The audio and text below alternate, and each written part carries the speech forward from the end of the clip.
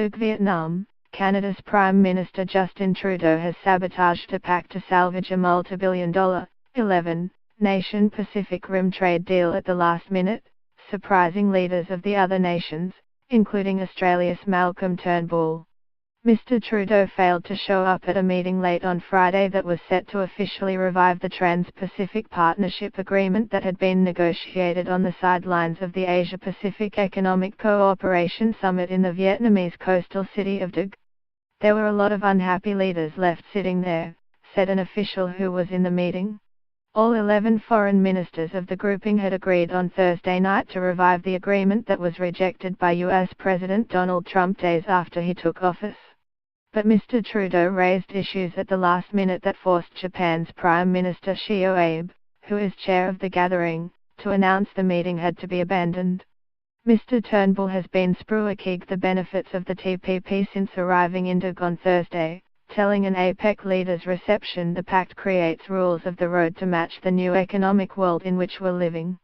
It aims at old hidden trade barriers like corruption and new ones like data protectionism, he said. It works to level the playing field for non-state companies and is designed to defend and extend the freedom to explore, share and capitalize on new ideas. Mr. Turnbull said the pact would bring together economies with a collective GDP of about $10 trillion. So that is a huge market, he said. Mr. Trudeau's walkout is deeply embarrassing for Canada's Trade Minister Philippe Champagne, who has agreed to the deal. Officials expected that the leaders would simply rubber stamp what had already been agreed by the trade ministers, despite the agreement being unpopular in Canada. Australia's Trade Minister Stephen Siobo said it was disappointing the leaders' meeting had to be cancelled. He said what the trade ministers had agreed on was a very high-quality deal, one that maintained high standards and would have seen benefits flowing to the countries. Mr. Siobo said despite the setback the 10 other countries will need to consider the issues raised by Canada. But no further negotiations or meetings are planned. The agreement negotiated over more than a year would deliver 19 new free trade agreements among the 11 countries.